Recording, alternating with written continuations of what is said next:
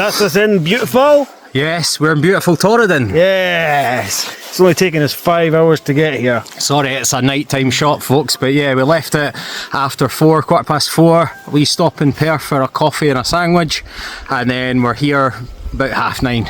Yeah. Morning all.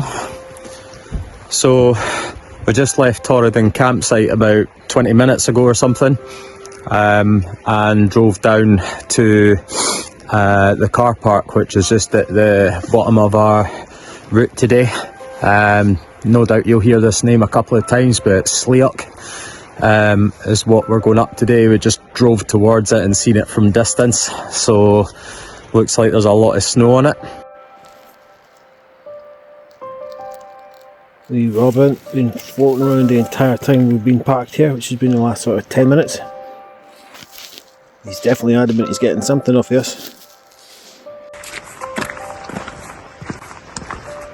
So, 25 past 8, left the car and we're starting the walk in. Just spotted that Ben A is over there.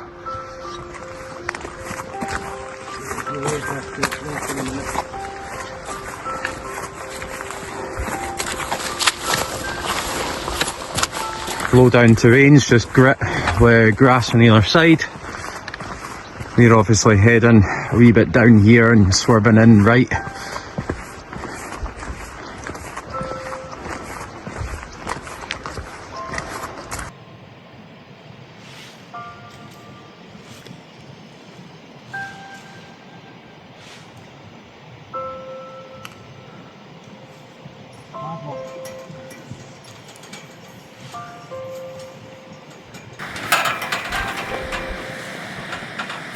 Michael over the gate, padlocked one side, roped the other, which is fair enough, but looks like the light's breaking through. Yeah, definitely. We'll just keep going along this outer path.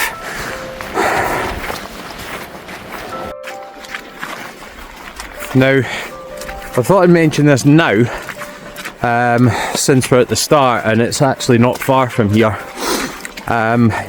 You know, for a start, geologically the land here is impressive, with some of the rocks being 2.5 billion years old, which is crazy. But there was like a massive smash up here with a lot of meteorites and whatnot back a long time ago. But since we're not far from it, Torridon House, so you had Colonel Barnett, who introduced large-scale sheep farming in this whole area in the early 1800s. Later you had Durran, who then became the owner of the mansion. Sorry, I just had to go over a stream there. He became the owner of Torridon Mansion. He made that his house. So big Lord of Torridon from the sounds of it. He pretty much introduced the stalking and deer hunting and different types of activities up here. And then in the mid 1900s, so obviously a long time ago, but not as far back as that, the National Trust, after his death, took Torridon House and Torridon Hotel under their wing. So, and we did have Queen Victoria visiting up to that hotel as well, because it was pretty grand. Not sure how grand it still is on the inside today, but it certainly is still popular. But yeah, that's kind of what's around the Torridon area. It's a lot of it's focused around cattle and herding, introduced ages ago, and then also those two very fancy buildings that have been there a good couple of hundred years under different ownership. So, but yeah, it's not actually that far from here. You know, you've got a couple of barns and whatnot and a bothy up there, but not far from where we camped was where all that stuff's based. So, but we're going to carry on here.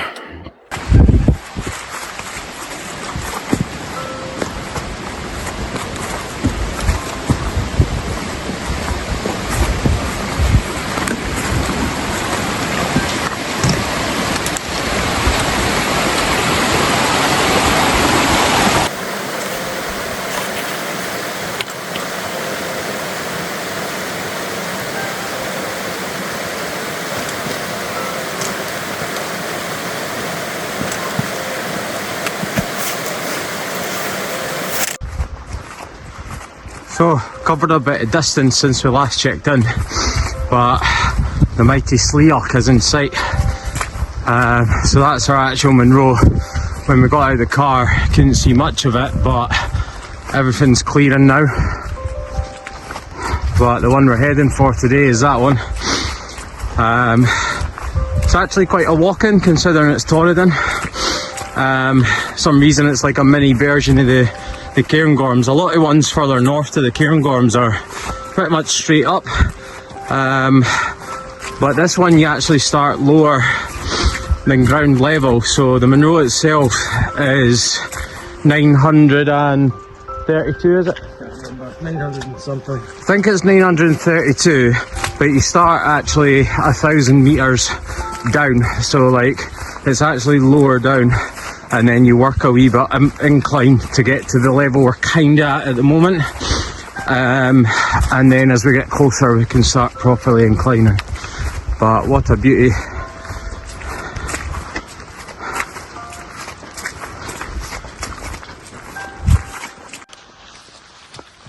So, just coming round the loch here, stopped over at those trees, sat on a couple of rocks for it to fuel up a wee bit.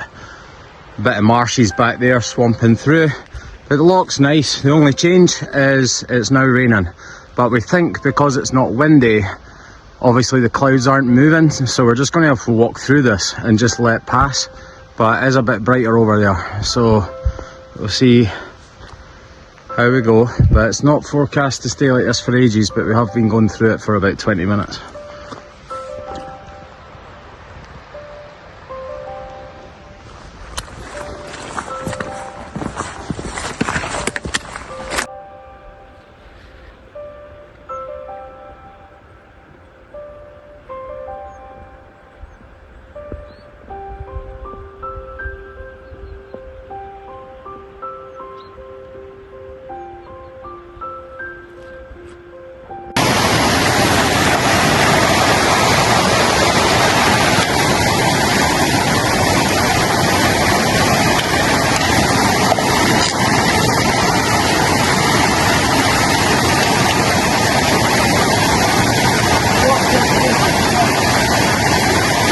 I think he's done. Right, I better get going over.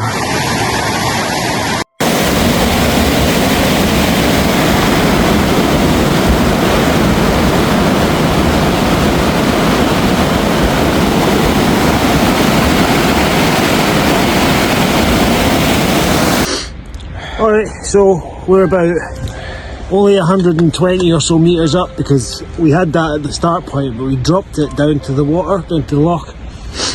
So this is what Liam was talking about earlier. We've got 1150s worth of ascent for a 900 metre Munro. Yeah, that's why. So we're making our way up the side of the hill, picking up some ascent now. It's getting steep. Yeah. It's still really boggy. Yeah. There's a lot of water on the ground.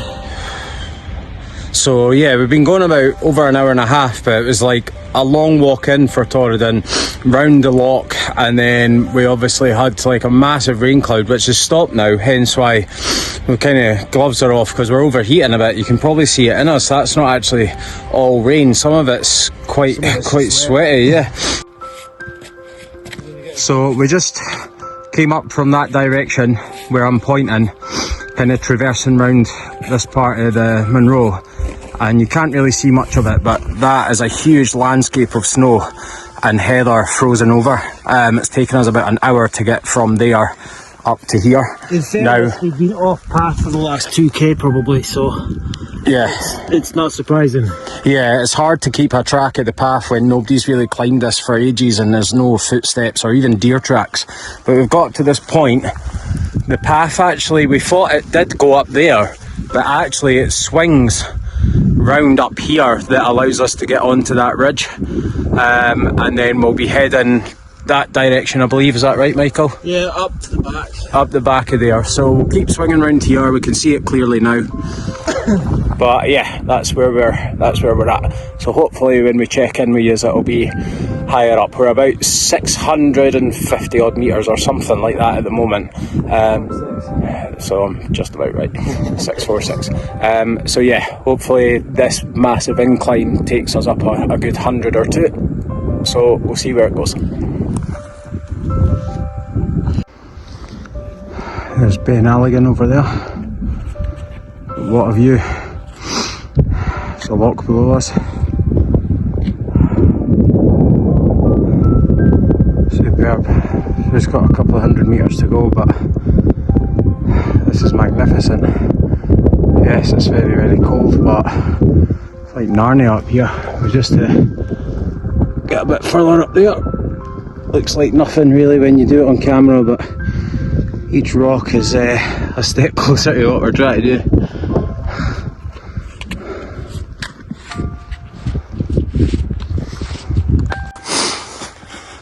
So even though my hands feel like minus 20 and the temperature isn't minus, absolutely freezing, our summit's up and over there, so there's a ridge in between these two hills here, that ridge there and up and over. Everything's opening up, sun's behind us, but it is freezing, but there's no wind, no rain, and we went through a whole load of kind of ice and rocks down there, through the Slioch, and then we're going to descend down a wee bit at the middle, round the back and along there. I can see it. I'll touch it in a second. Wow, this is really tough. Torridon does not disappoint, but she makes you work for it. Oh God, absolutely knackered, but I can see the lot views. I feel like I got frostbite in my feet as well. I think it was a puddle a couple of hours ago, but yes, this will be the trig point, which I'll stop at till Michael gets to me, and then the cairns along there. I bet you, here he comes. Have a look at that though, just in case we don't get the view. Very much doubt it, but I'm sure we will. Wow.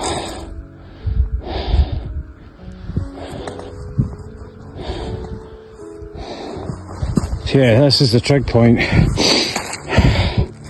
but as far as the GPS says, I'm sure that's the cairn. Soon. Alrighty, summit of Slioch with her magnificent view, Loch Marie, and round into Torridon, Slioch, somewhere over there behind Liam, then over to the left, and all the various of the peaks of Torridon. And then if I look behind us to this side, we have Fisherfield. I'm not going to point at it because I'm not sure, but that in the sun is Slioch. That's a cracking mountain. We're going to need to do that soon. The views are pretty precipitous.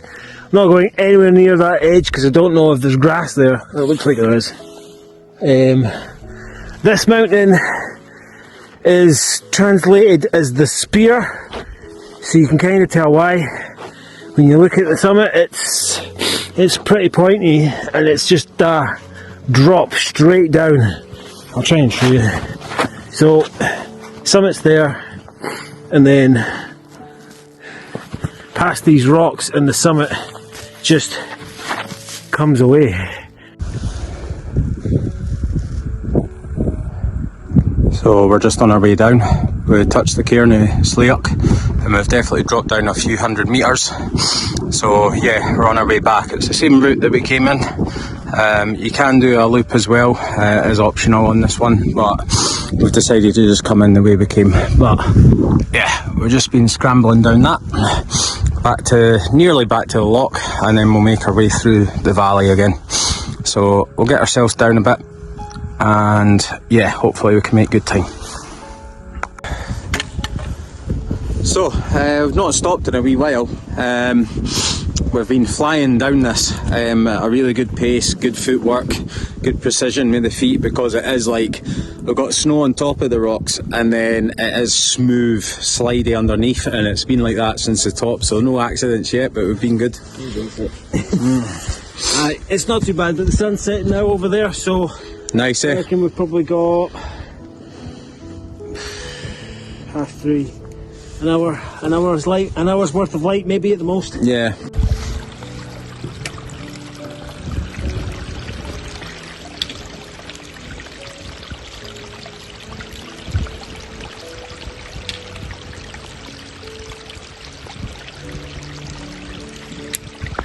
So I'm just walking behind Michael just now. We've just descended a lot, pretty much nearly to ground level, but you can see just in front of us we've got the wooden bridge that we came across earlier today, which means our next step basically is to get round. Whoop, careful now, slippy. Our next step is to get round the loch, so it might be head torch time because the moon's out. Camera will probably make it look brighter than it is, but it is getting pretty dark. So yeah, we're down to pretty much ground level. It's been a long day, but we've still got a fair chunk to go because this was quite a big walk in for Torridon. It is still nice, but we're feeling it now. So we went over the bridge and we got round the loch. So, or to the loch, so we're just walking around it now.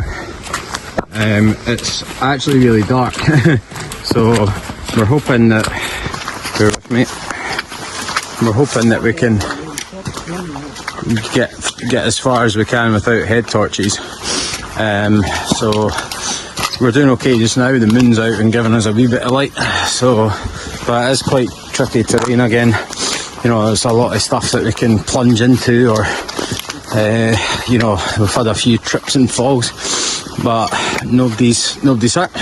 So anyway, it was a cracking hike, really difficult, really demanding, just as you'd expect for Torridon, but not quite out the woods yet. Still got a good hour of this darkness to go.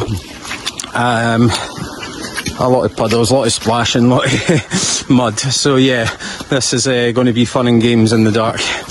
But yeah, at least there's not much you can see on the footage, but this is technically what we're walking in. So I thought I'd just let you see. So anyway, hopefully the next time we catch up it'll be at the car.